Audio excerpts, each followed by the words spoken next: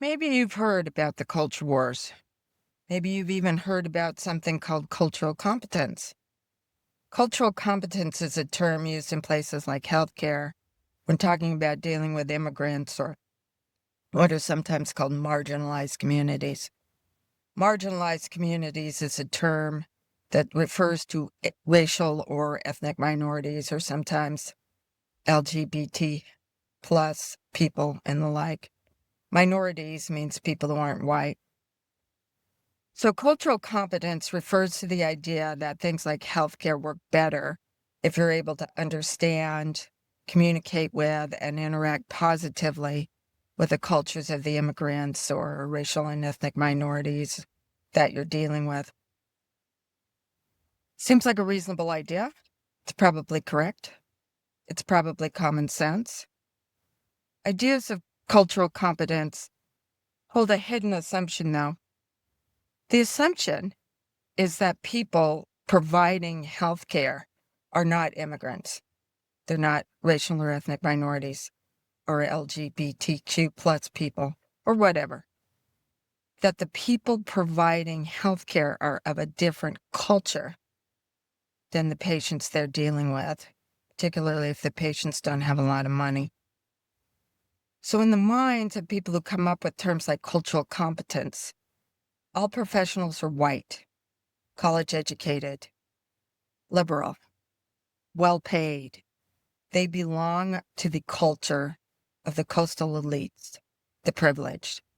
So they need to be very nice and solicitous of the poor, disadvantaged, uneducated immigrants that they are there to help. This is a patronizing assumption. Some people pick up on that patronizing attitude, such as white Americans who are not liberal, or college educated, or well paid, or part of the coastal elite.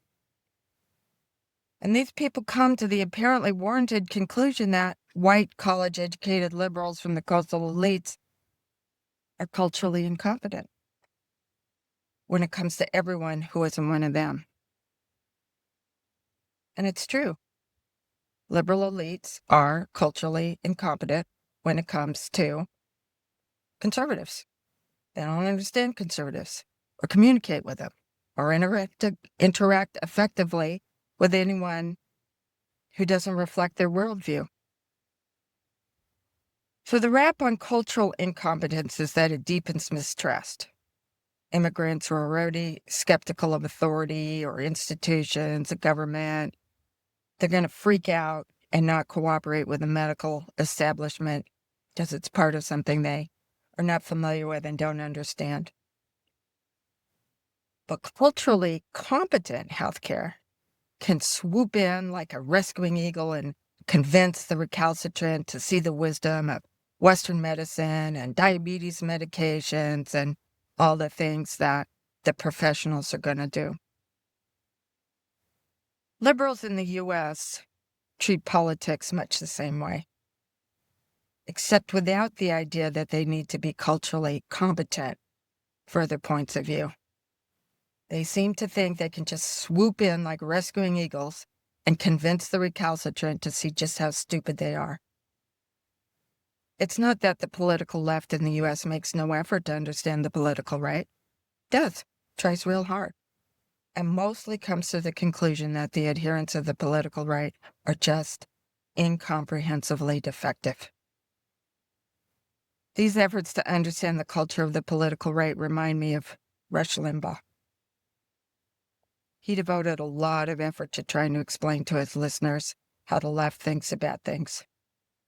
He did not do a very good job. So obviously, there's a pretty big divide. The two sides don't understand each other naturally. Problem is that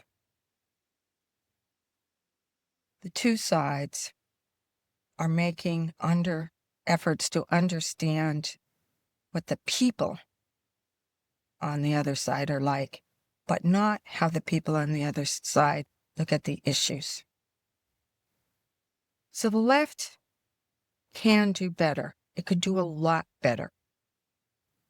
It could make a real effort to understand fear of socialism, defense of billionaires, concerns about immigration, ideas about taxes, guns, small government, abortion, and so on.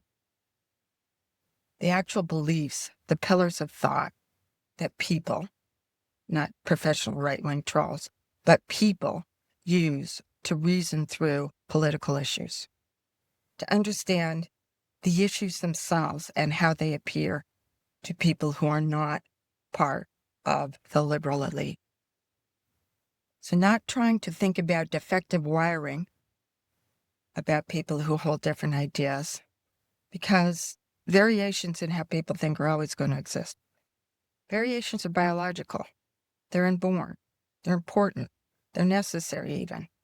Differing values reflect real-world conditions that need to be addressed. So that's not the problem the U.S. faces these days. The problem is that we need to start communicating with each other instead of patronizing each other like we do. We need to have effective interactions with each other.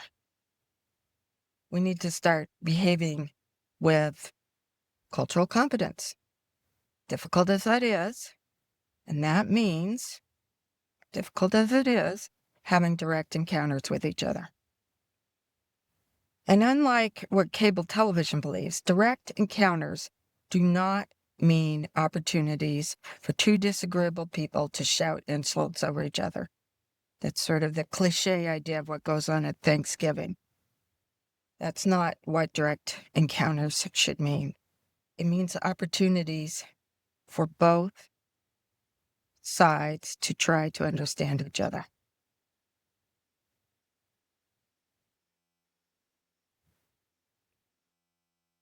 And here is something liberals really need to understand.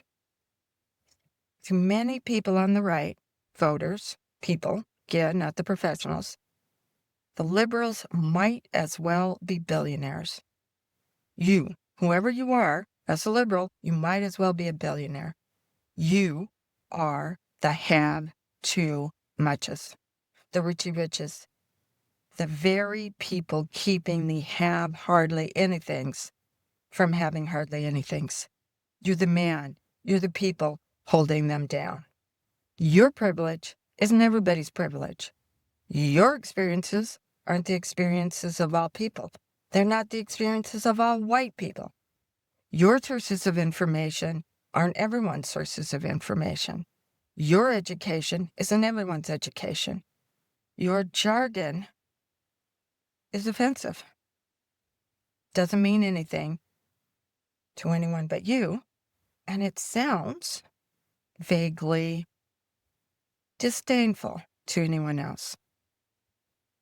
So as far as many folks are concerned, you are the big, bad folks waging an unholy war against the little guys. This is not what you're trying to be.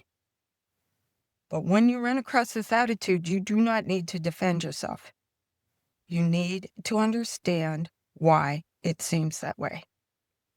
Maybe you even need to understand where you agree with your critics. Maybe even agree with your enemies. You need to be pretty fed up with a political ecosystem that rewards cultural incompetence when it comes to the people you need to understand the most.